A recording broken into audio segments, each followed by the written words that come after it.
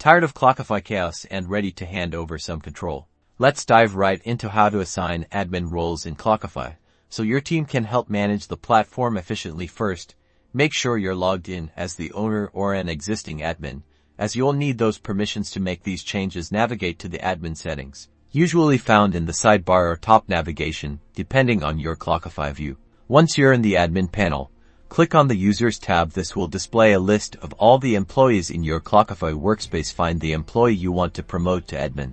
Next to their name, you should see an edit icon, usually a pencil or 3 dots. Click on it to open their user profile. Within the profile, look for the role drop-down menu. It probably says user right now.